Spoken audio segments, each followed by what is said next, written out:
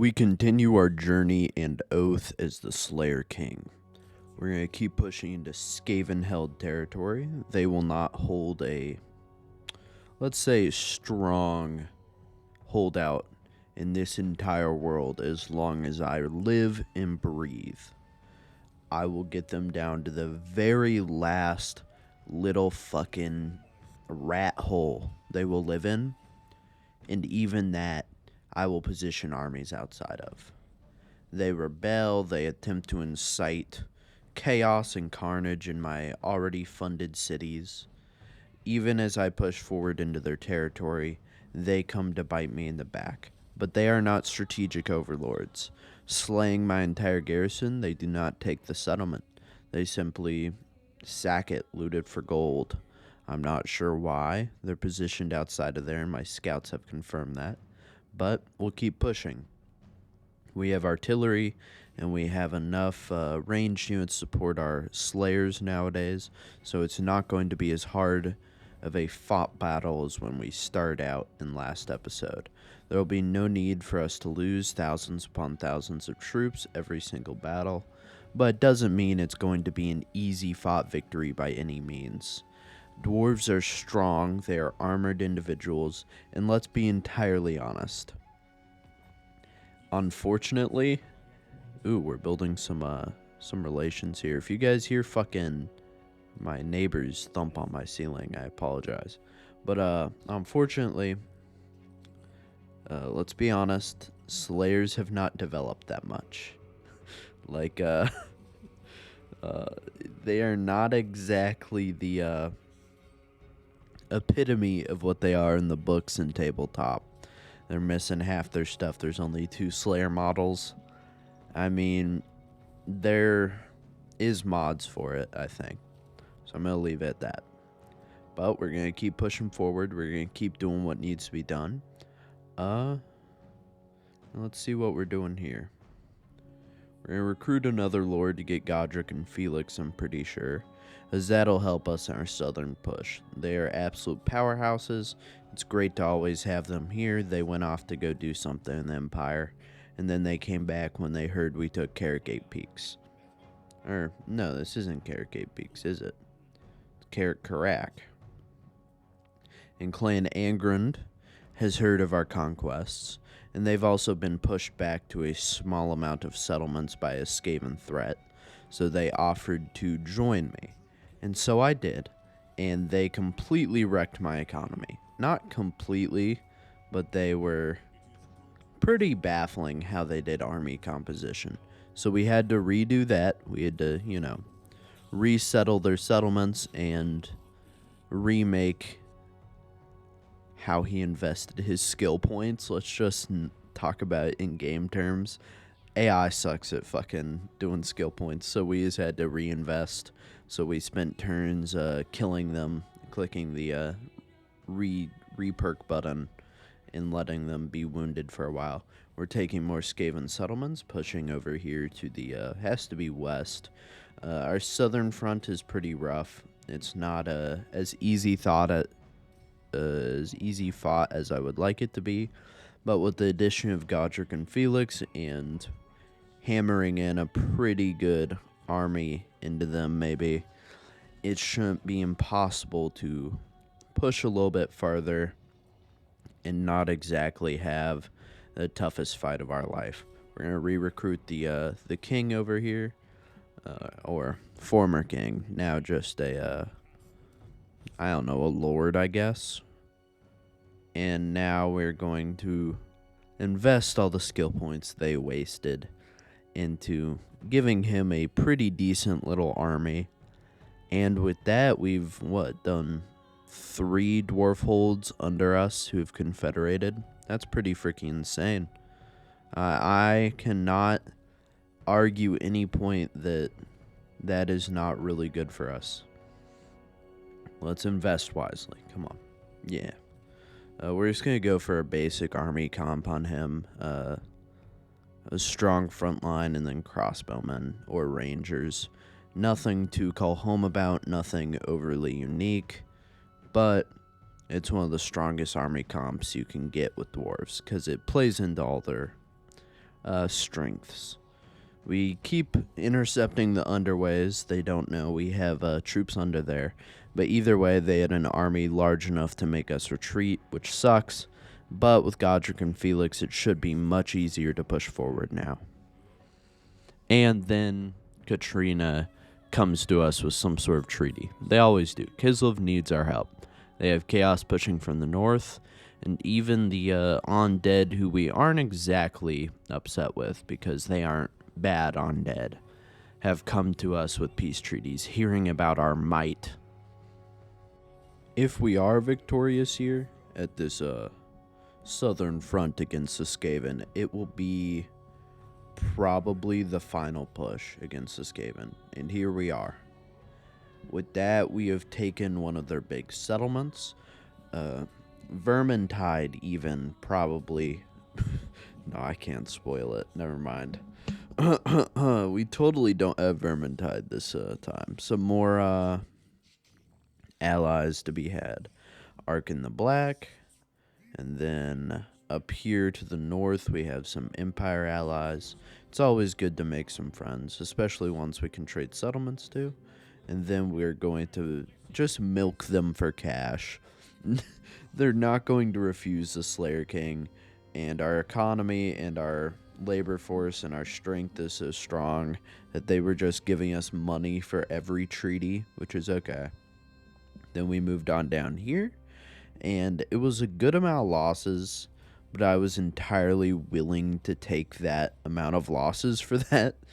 And with our Godric and Felix up here reinforcing, because they needed to recruit new troops anyway, we do pretty fucking great. They come at us again with an even bigger army, and Godric and Felix eat them alive, each of them killing 100 rats. That's why I recruit these guys.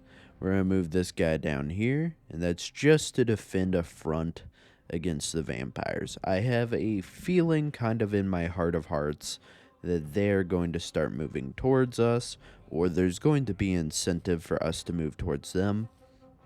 So I am going to recruit some rangers and some similarly skilled individuals to help us on the vampires front.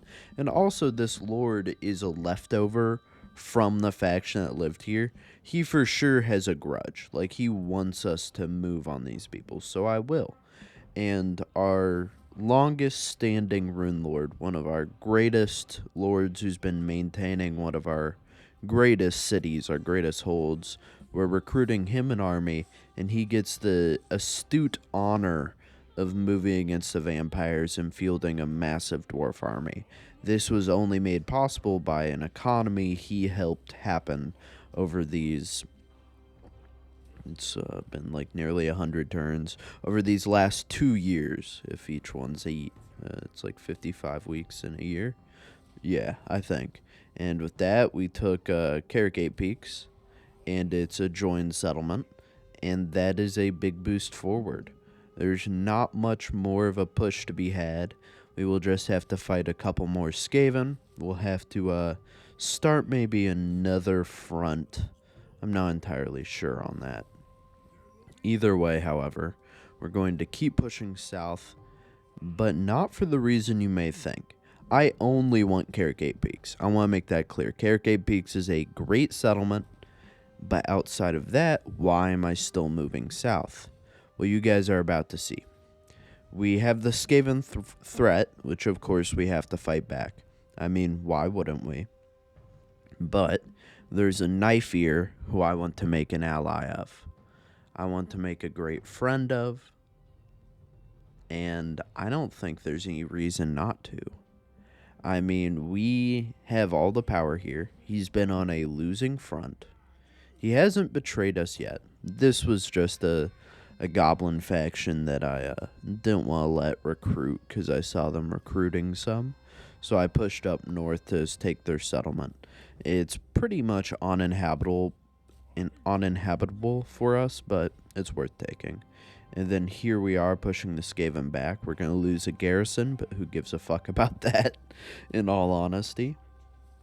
And then I think we're about to do it. You guys are about to understand my plan. With these final Skaven falling, and in that, most of our slayers, which I don't mind.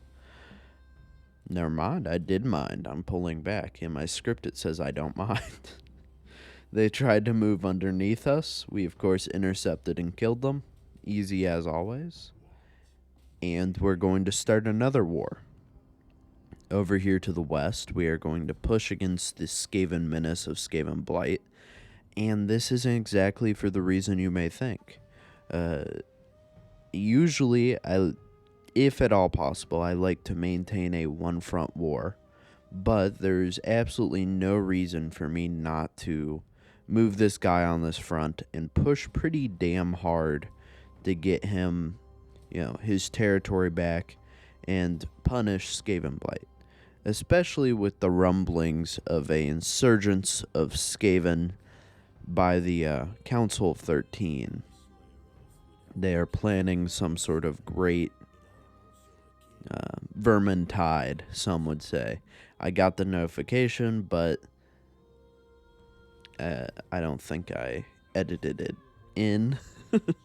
And here we are. We're going to trade Calidor, or Imric, all of these settlements. That's going to force him to give us a good amount of cash, which is great. And then it's also going to force him to ally with us. He will be in debt to us. And with his debt to us, he decided to inform us of this great threat to the east. Absolutely massive. I decided to deny his pleas for help only temporarily. I'm going to move on that threat soon enough. And with sending him off, I did promise to move on that threat with time. And we're going to push here. Our ghost heroes and our heavy infantry make this a pretty easy battle. We lose some of our longbeards, but they are old men and they are willing to be lost, as it were. And we can recruit them back pretty easily. And now Cetra the Imperishable has come to us with allyship as well, which is lovely. A final push will be needed to the south, especially with new threats to the west and supposed rumors of chaos to the north. Fuck. Almost drank out my can the wrong way. Another lord will be needed for our northern front, both because the vampires pushed up into our territory without asking nicely, and also because there is the looming threat of chaos that I formerly implied. If you're wondering why I'm mentioning that without showing it, Katerin came to me, if I remember correctly. I don't think this was in my footage even to edit in. Came to me with a join war against Archeon the Everchosen, so I thought it was worthy of bringing up, just in case he became a looming larger threat in the future. Godric and Felix decided to leave. They had other places to be, trolls to hunt, doom to seek. I completely understood. There's no harm, no foul. We'll recruit a new lord in their stead.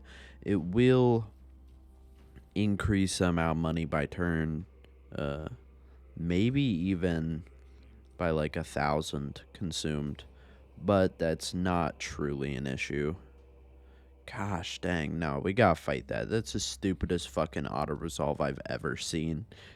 Just because, I don't know, I think it has something to do with the Warp Fire Throwers, the Prestige one or whatever, the purple one. I have seen that absolutely wipe floor and auto-resolve, like, genuinely with Ikit Claw. I don't know what's wrong with it, but it's pretty crazy. Let's head up here. Our ghost heroes are going to do the majority of the work, and we're going to let our rune masters buff up this group so they are literally just tanks of armor and weaponry. This is going to be pretty fucking crazy. I do love that rune master with the gun. He will actually get a whole lot more to show next episode. Yes, there is one more. It's going to be pretty long, or it's going to be too long. And we're going to do a bit more trading here, and then that's going to be pretty much the end of the episode. I hope you guys have a great rest of your day or wherever you're watching this. Hope you guys come back for more. If not, I hope you enjoyed your time here. I hope to see you guys again next time. If not, that's all right. positive affirmations. Thank you guys for watching this. I know the scripts aren't the best, and it doesn't give me as much time to ramble. I'm still going to ramble in my other series. I don't know. I really enjoyed Balthazar Gelt in getting to do that creative writing as I rewatched my campaign. And that's what I'm kind of doing here. I don't know if it's going to work out or if it's going to be a permanent thing, but thank you guys for sticking by me, enjoying the videos, letting me, be me, do what I want to do. It means the world to me that people watch this shit, they enjoy it. My retention's going up, my subscribers are going up, my views are meh right now. It's been a rough week, but outside of that, no, it means the world to me that I get to do this YouTube thing. I don't think I'll ever get to express it enough. It means the fucking world to me.